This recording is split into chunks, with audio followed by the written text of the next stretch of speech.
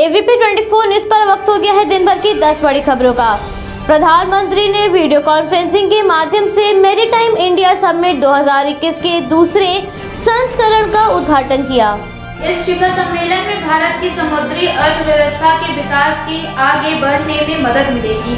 इस योजना में कई देशों के CIO और राजदूत शामिल होंगे। 50 लाख देशों के 1 लाख से अधिक प्रतिभागियों ने मैरीटाइम इंडिया समिट के लिए ऑनलाइन पंजीकरण किया है। यह कार्यक्रम आज से शुरू होकर 4 मार्च तक चलेगा। शिखर सम्मेलन के जरिए भारत के समुद्री क्षेत्र में निवेश के लिए कई देश सामने आएंगे। प्रधानमंत्री ने इस सम्मेलन के उद्घाटन के बाद वहां लोगों को संबोधित करते हुए कहा, हमारे राष्ट्र का एक समृद्ध समुद्री इतिहास है। हमारे तटों पर सभ्यताएं फली फूली। हजारों वर्षों से हमारे बंदरगाह महत्वपूर्ण व्यापारिक केंद्र रहे हैं। भारत के तटों ने हमें दुनिया से जोड़ा है। यह शिखर सम्मेलन इस क्षेत्र में संबंधित कई धारकों को एक साथ लाता है। साथ में हम समुद्री अर्थव्यवस्था को बढ़ाने में बड़ी सफलता प्राप्त करेंगे।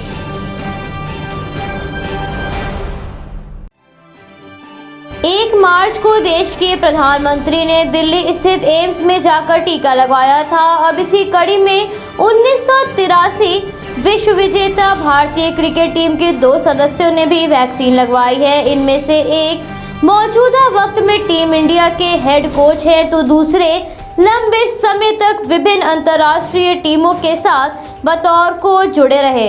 आपको बता दें, हम बात कर रहे हैं रवि शास्त्री और संजय पाटिल की। दोनों ही पूर्व क्रिकेटर्स ने भारत को उसका पहला विश्व कप दिलाने में अहम भूमिका निभाई थी। अब खुद टीका लगवाने के बाद देशवासियों को प्रेरित कर रहे हैं। शास्त्री ने अहमदाबाद के अपोलो हॉस्पिटल में कोरोना वैक्सीन की पहली डोज ली, तो संदीप पाटिल ने मुंबई में टीका लगवाया।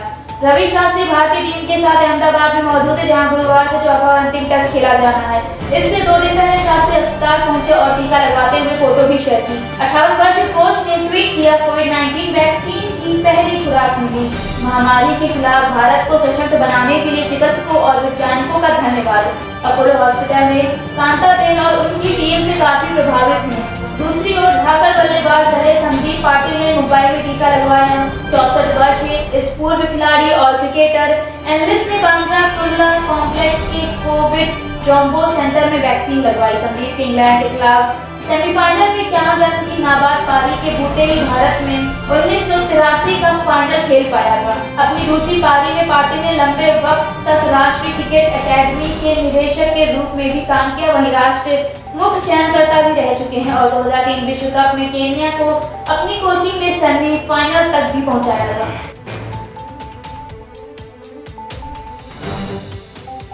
पश्चिम बंगाल में चुनाव की आखिरी तारीख का ऐलान हो चुका है। वहीं राहुल गांधी और प्रियंका गांधी वाड्रा इस चुनाव में फतेह हासिल करने के लिए चुनाव प्रचार में जी तोड़ मेहनत कर रहे हैं।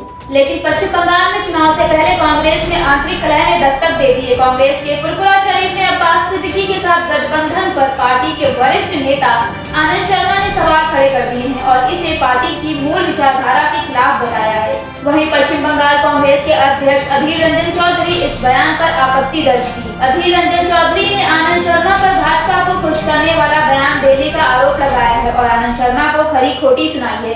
अधीर रंजन ने कहा कि मुझे बहुत अजीब लग रहा है कि आनंद शर्मा हमारी पार्टी में रहते हुए किसी और की बात कैसे कर सकते हैं।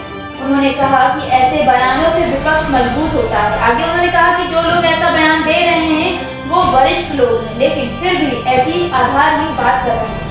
अधीर रंजन ने कहा कि आनंद शर्मा का यह बयान भाजपा की लाइन है। अधीर रंजन ने आगे कहा कि पश्चिम बंगाल में आनंद शर्मा को कोई नहीं पहचानता, उनकी बात का कोई मोल नहीं है। यह ठन गोपाल के बोलने से क्या होगा। अधीर रंजन ने आगे कहा कि आनंद शर्मा ने ट्विटर पर जो लिखा कांग्रेस नेतृत्व की नजर में आने के लिए लिखा और उनकी बात एकदम आधारहीन है। कांग्रेस के वरिष्ठ नेता आनंद शर्मा ने पश्चिम बंगाल में मुस्लिम धर्मगुरु अब्बास सिद्दीकी के नेतृत्व वाले इंडियन सेक्युलर फ्रंट के साथ पार्टी के गठजोड़ की आलोचना करते हुए सोमवार को कहा, यह पार्टी की मूल विचारधारा तथा गांधीवादी और नेहरूवादी धर्मनिरपेक्षता के खिलाफ है। हालांकि प्रदेश कांग्रेस प्रभारी जतिन प्रसाद ने कहा कि गठबंधन के फैसले पार्टी के हितों को ध्यान में रखकर लिए जाते हैं। आपको बता दें, आनंद शर्मा ने कहा कि पार्टी सांप्रदायिकता के खिलाफ लड़ाई में चयनात्मक नहीं हो सकती, हमें सांप्रदायिकता के हर रूप से लड़ना होगा। पूर्व केंद्रीय मंत्री आनंद शर्मा पार्टी के उन 23 नेताओं में शामिल हैं जिन्होंने कांग्रेस अध्यक्ष सोनिया गांधी को पत्र लिखकर पार्टी में संगठनात्मक बदलाव की मांग की थी। वहीं आपको बता दें आईएफएस कांग्रेस के हिस्से से भी सीटों की मांग कर रहा है, जबकि सीपीएम आईएफएस को 30 सीटें देने को तैयार हो गया है। कांग्रेस ने 2016 के चुनाव का हवाला दिया और पार्टी एक भी सीट छोड़ने को तैयार नहीं है।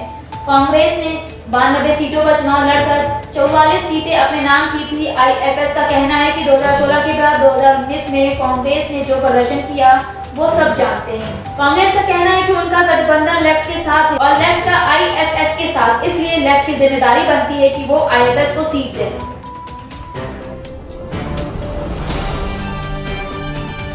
कांग्रेस महासचिव प्रियंका गांधी वाड्रा के असम दौरे का आज दूसरा दिन है। प्रियंका गांधी यहां चुनावी प्रचार करने में जुटी हुई हैं, साथ ही वो लोगों से मुलाकात भी कर रही हैं। असम के तेजपुर में प्रियंका गांधी वाड्रा की बड़ी जनसभा हुई है। जनसभा से पहले प्रियंका गांधी ने महिला चाय बगान मजदूरों से मुलाकात की। असम में चाय बगान के मजदूरों का मुद्दा बड़ा रहता है, ऐसे में प्रियंका गांधी यहाँ पर पहुंची है। आपको बता दें कि बीते दिन भी प्रियंका गांधी असम में ही थी।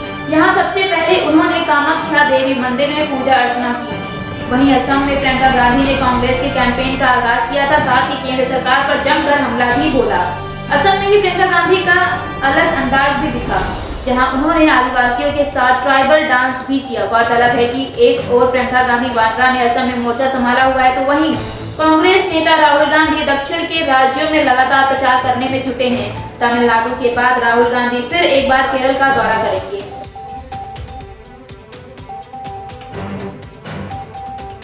केंद्र ने राज्यों को वस्तु और सेवा कर यानी जीएसटी की क्षतिपूर्ति में कमी लाने के लिए अक्टूबर 2020 से अब तक 1.04 लाख करोड़ रुपए दिए हैं। वित्त मंत्रालय ने सोमवार को बताया कि व्यय विभाग ने 23 राज्यों और 3 केंद्र प्रशासित प्रदेशों दिल्ली, जम्मू कश्मीर और पुडुचेरी की विधानसभाओं को 4000 करोड़ रुपए की 18वीं साप्ताहिक किस्त जारी कर दी है। आपको बता दें जारी की गई राशि में 3677.7 करोड़ रुपए 23 राज्यों को और 322.26 करोड़ रुपए की राशि 3 केंद्र शासित प्रदेशों को जारी की गई। वहीं बाकी के 5 राज्यों अरुणाचल प्रदेश, मणिपुर, मिजोरम, नागालैंड और सिक्किम में जीएसटी लागू करने के दौरान राजस्व में कमी नहीं आई है। अब तक जीएसटी राजस्व के संग्रह में आई कमी 94% भरपाई राज्यों और केंद्र शासित प्रदेशों को कर दी गई है।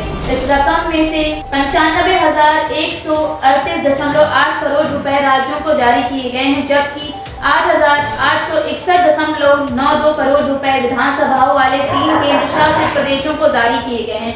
आपको बता दें केंद्र सरकार ने अक्टूबर 2020 में राज्यों और केंद्र शासित प्रदेशों की ओर से जीएसटी राजस्व में आई कमी की भरपाई के लिए विशेष, जिसके तहत 1.10 लाख करोड़ रुपए की पूंजी अब तक 18 चरण पूरे हो गए हैं। यही राशि राज्यों को दे दी गई है। विशेष उधारी खिड़की के द्वारा पूंजी चुकाने के साथ साथ भारत सरकार जीएसटी लागू करने में आई राजस्व की कमी को पूरा करने के लिए राज्यों को अपने सकल घरेलू उत्पाद का 0.50% अतिरिक्त राशि के रूप में उधार लेने का भी विकल्प दे रही है।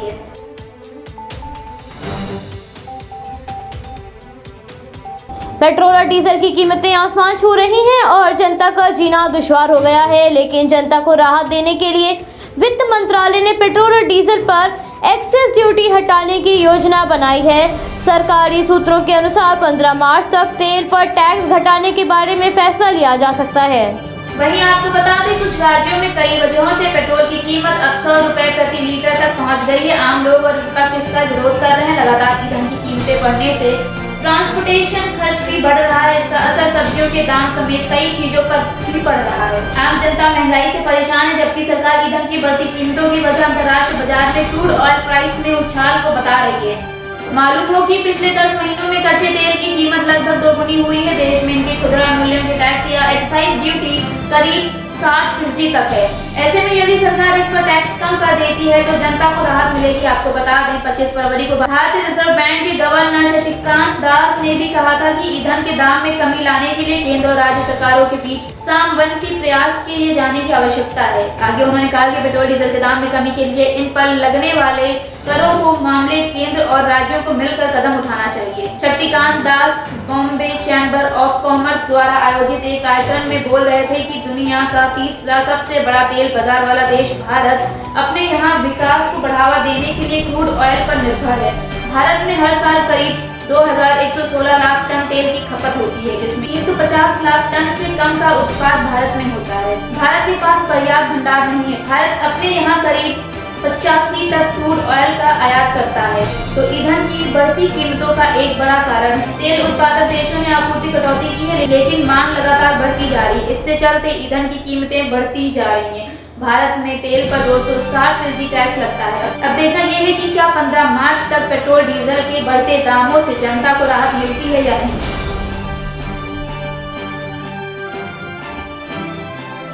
मध्य प्रदेश के सीधी जिले में भू दृश्य पायलट योजना की शुरुआत की जा रही है। इस योजना के तहत 12 गांवों को चुनकर उनमें जल, जमीन, गांव, जानवर और जन पर काम किया जाएगा। जिले की सीधी विधानसभा क्षेत्र के 12 गाँव की चिन्हित किया गया। इससे क्षेत्र के लोगों की आजीविका में वृद्धि होगी। इस कार्य की एक रिपोर्ट तैयार की जा रही है।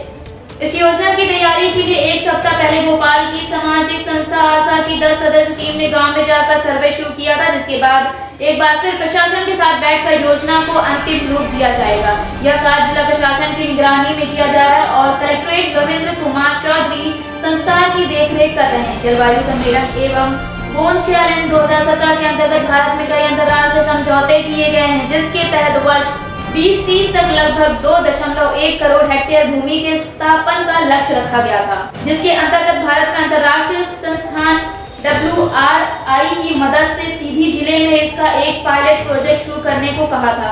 वर्ष 2016 से 18 तक WRI ने सीधी जिले के क्षेत्र का सर्वे किया, जिसके बाद इन गांवों को चुना गया। वह सभी सीधी शहर से 20 से 25 किलोमीटर की दूरी पर है। इसमें मसूरिया, टोला, ढोल, कोटरा, बमुरी और पैविया पूर्व आदि जैसे गाँव को शामिल किया गया है। टीम को सर्वे के दौरान पता चला गांव पहले प्राकृतिक रूप से सुंदर थे, लेकिन अब धीरे धीरे उनकी प्राकृतिक सुंदरता खत्म हो रही है, जिसे बचाने के लिए इन गांवों को चुना गया है, ताकि फिर से इन गांवों में प्राकृतिक सुंदरता को लौटाया जा सके। लोगों को रोजगार, पानी सहित अन्य सुविधाएं भी मुहैया कराई जा सके। शुरुआत में इन गाँवों में 6 वाटरशेड के तहत काम कराया जाएगा। इन गाँव में ट्रेंच कर पहाड़ों का पौधारोपण किया जाएगा। सिंचाई की व्यवस्था, पानी पीने की व्यवस्था, उन्नत किस्म की खेती सहित अन्य रोजगार को भी शामिल किया जाएगा। इसके अतिरिक्त क्षेत्र के किसानों को FPO के साथ जोड़कर उनके कृषि उत्पादन में वृद्धि एवं बेहतर मूल्य दिलाया जाएगा।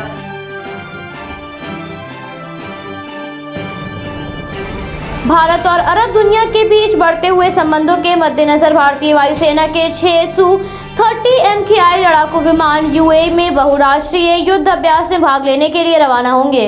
दोनों ही देशों के बीच संबंध अच्छे हो रहे हैं। ऐसे में भारत UAE में होने वाले डेजर्ट फ्लैग में हिस्सा लेने के लिए अपने वायुसेना के 6 Su-30 MKI विमान रवाना करेगा। वायुसेना के वरिष्ठ अधिकारी के अनुसार 3 हफ्ते के लिए आयोजित होने वाले बहुराष्ट्रीय सैन्य अभ्यास में भारतीय वायुसेना के Su-30 MKI लड़ाकू विमान उड़ान भरेगा। इस अभ्यास में भारत के साथ साथ अमेरिका, सऊदी अरब और फ्रांस समेत 10 देश और शामिल हैं। अयोध्या से भारतीय वायुसेना को 2 C-17 भी भाग लेंगे और यह 3 मार्च को भारत से रवाना होंगे। हाल ही में भारतीय राफेल जेट विमानों ने फ्रांस से भारत आने के लिए UAE की वायुसेना के विमानों की हवा में ही ईंधन भरने में इन विभागों की सहायता की थी, जिसके बाद भारत इस युद्ध अभ्यास में शामिल हो रहा है। भारतीय वायुसेना में हाल ही में जोधपुर में फ्रांस की वायुसेना के साथ युद्ध अभ्यास किया था। इस युद्ध अभ्यास को डेजर्ट नाइट 2021 का नाम दिया गया था। इस युद्ध अभ्यास में दोनों देशों के राफेल लड़ाकू विमान शामिल हुए थे। दोनों ही देशों ने इस युद्ध अभ्यास में कई जटिल हवाई तकनीकों का प्रदर्शन किया था। भारतीय वायुसेना की तरफ से राफेल के साथ साथ सुखोई और मिराज 2000 युद्ध विमान भी शामिल थे। हाल ही में बीकानेर स्थित महाजन फील्ड फायरिंग रेंज में भारत और अमेरिका की सेनाओं के बीच युद्ध अभ्यास आयोजित किया गया था। इसमें 18 पहियों पर चलने वाले अमेरिकी स्ट्राइकर टैंक नजर आए थे।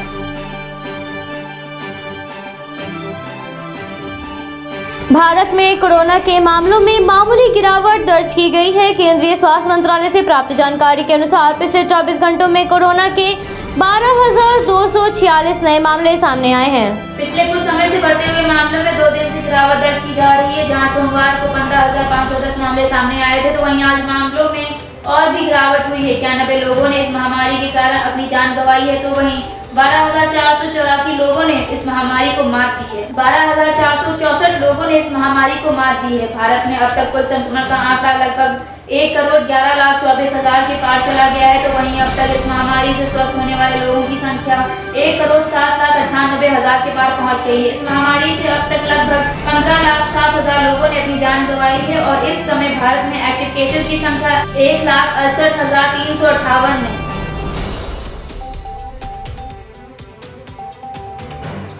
म्यांमार में सेना द्वारा प्रदर्शनकारी नागरिकों को हटाने के लिए स्नाइपर का इस्तेमाल किए जाने पर सरकार ने सेना को आतंकवादी संगठन घोषित कर दिया है। 1 फरवरी को तख्ता पलट के बाद से पूरे देश में जगह जगह पर तख्ता पलट का विरोध प्रदर्शन हो रहा है। लोग अपनी नेता की रिहाई की मांग कर रहे हैं। नागरिकों पर सेना द्वारा हिंसक कार्रवाई की जा रही है, जिस कारण कई नागरिकों की जान जा रही है, तो वहीं कई नागरिक घायल भी हो रहे हैं। लेकिन इसके बाद यगून और मांडले में प्रदर्शन थमने का नाम नहीं ले रहा है। सैनिक सरकार ने और लोगों का गुस्सा प्रतिदिन बढ़ता जा रहा है। ऐसे में सड़कों से नागरिकों को हटाने के लिए सेना द्वारा स्नाइपर का इस्तेमाल किए जाने से नाराज उपस्थ नागरिक सरकार के सदस्यों की आय समिति ने आरोप में शांतिपूर्ण तरीके से प्रदर्शन कर रहे नागरिकों को गोली मार दी। पीठ ने छात्र और सिविल सैनिकों को गिरफ्तार करने जैसे अत्याचारों को मद्देनजर यह घोषणा की है।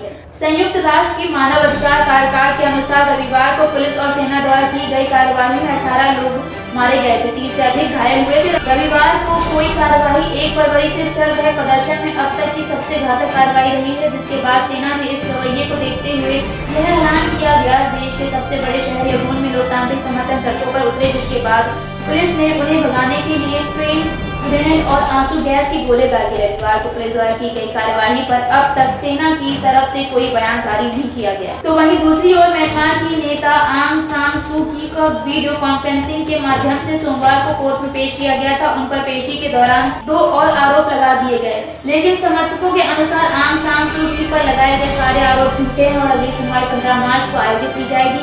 गिरफ्तारी के बाद से पहली बार आंग सान सू की को सार्वजनिक तौर पर देखा गया।